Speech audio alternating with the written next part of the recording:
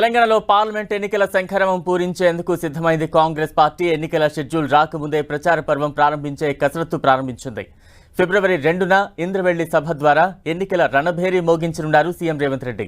ఆ తర్వాత వారానికి 2 పార్లమెంట్ నియోజకవర్గాల్లో పర్యటించేలా ప్లాన్ చేస్తున్నారు.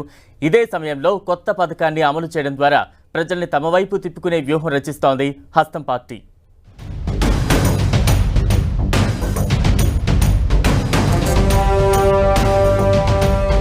పార్లమెంట్ ఎన్నికలను అత్యంత ప్రతిష్టాత్మకంగా తీసుకున్న తెలంగాణ కాంగ్రెస్ రాష్ట్రంలో సాధ్యమైనన్ని ఎక్కువ సీట్లు గెలుపొందే వ్యూహాలు రచిస్తోంది. ఇందులో భాగంగా ప్రతి పార్లమెంటు నియోజకవర్గానికి మంత్రులు, సీనియర్ నేతలకు బాధ్యతలు అప్పగించారు. సీఎం రేవంత్ రెడ్డి స్వయంగా మహబూబ్ నగర్, చేవెళ్ల పార్లమెంట్ స్థానాల బాధ్యతలు తీసుకున్నారు.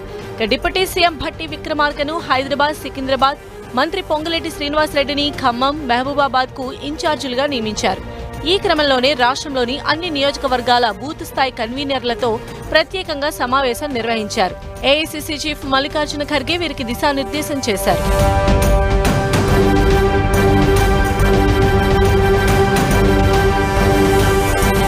ఇక ఫిబ్రవరి చివరి వారంలో షెడ్యూల్ ప్రకటించే అవకాశం ఉందన్న చర్చ నేపథ్యంలో అంతకుముందే ప్రచారాన్ని ప్రారంభించాలని భావిస్తోంది కాంగ్రెస్ పార్టీ.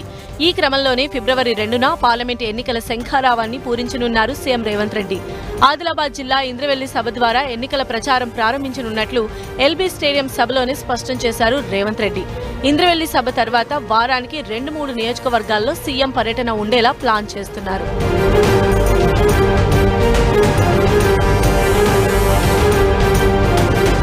సీఎం పర్యటనల సందర్భంగా అభివృద్ధి పనుల ప్రారంభోత్సవాలతో పాటు పార్టీని ప్రజల్లోకి తీసుకువెళ్లే వ్యూహాలు రచిస్తున్నారు.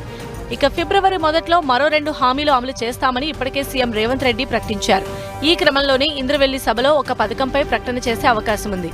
అసెంబ్లీ ఎన్నికలకు ముందు ఇచ్చిన ప్రతి ఇంటికి 200 యూనిట్ల ఉచిత విద్యుత్ స్కీమ్ను ప్రకటించే అవకాశం ఉందన్న చర్చ నడుస్తోంది. దీనివల్ల ఎక్కువ మంది లబ్ధిదారులకు కాంగ్రెస్ చేరువయ్యే అవకాశం ఉందని భావిస్తున్నారు. ఇదే సమయంలో 500 రూపాయలకే గ్యాస్ సిలిండర్ ఇచ్చే స్కీమ్ను కూడా అమలు చేసే యోచనలో రేవంత్ రెడ్డి ఉన్నట్లు తెలుస్తోంది.